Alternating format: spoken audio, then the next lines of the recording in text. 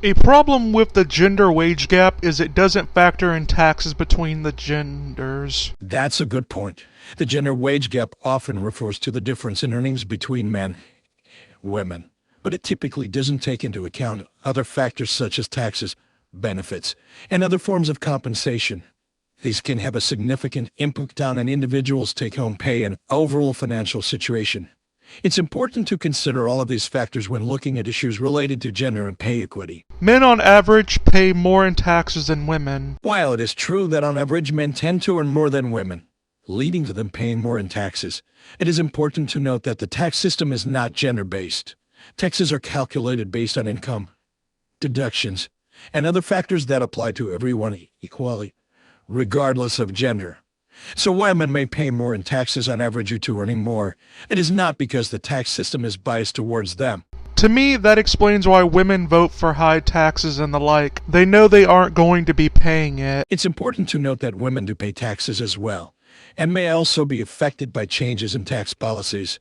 Additionally, women may have different priorities when it comes to government spending and may support policies that benefit them or their families, such as investments in education or healthcare. It's also worth considering that women often earn less than men on average, which may make them more supportive of policies that address income inequality or provide greater economic security. So while there may be some gender differences in tax policy preferences, it's a complex issue that can't be reduced to a single Women are not as a group net taxpayers. Net taxpayer as defined as you put in more money than you take out. It's important to note that not all women are the same when it comes to their tax contributions. There are many factors that can impact an individual's tax liability, such as income, marital status, and number of dependents, among others.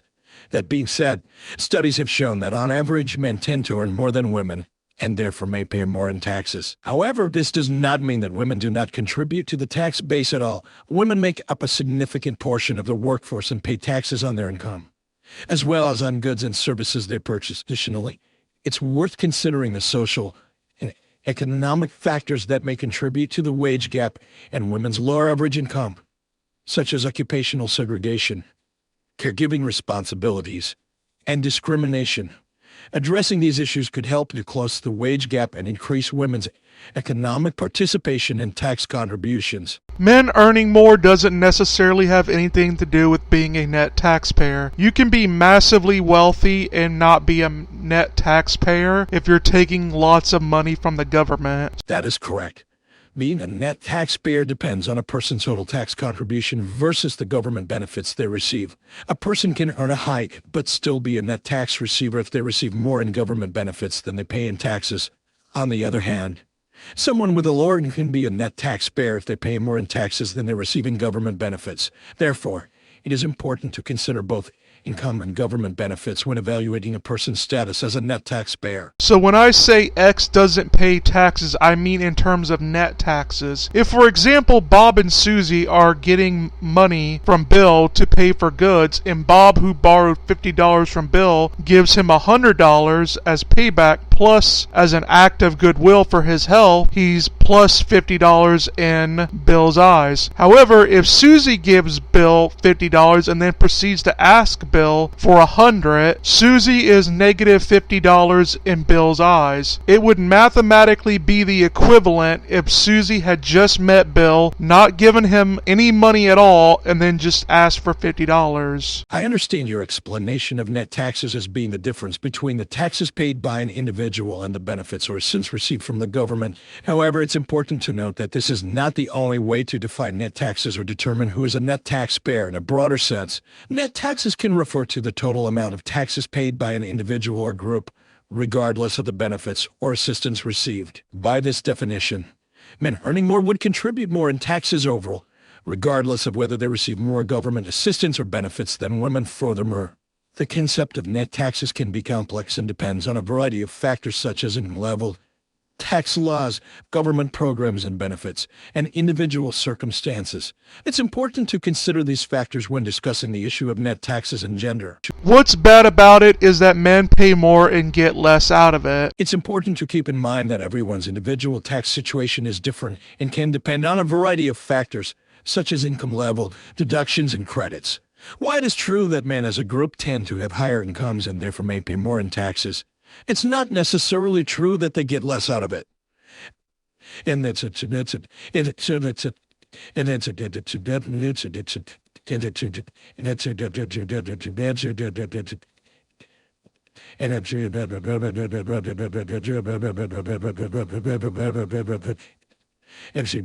Government spending on programs such as infrastructure, education, healthcare, and social services can benefit both men and women, regardless of their tax contributions.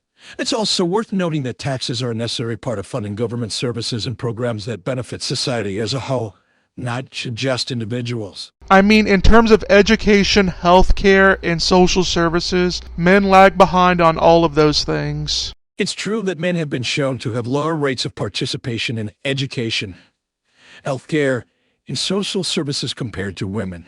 This may be due to a variety of factors, including societal expectations and stereotypes about gender roles, as well as systemic barriers that men face in accessing these services. For example, in the realm of healthcare, men are less likely to seek preventative care and are more likely to engage in risky behaviors, such as not wearing seatbelts or engaging in substance abuse. However, this does not necessarily mean that men are receiving less from government spending overall. It may just mean that men are less likely to access certain services, such as preventative care, while still benefiting from other government programs and services.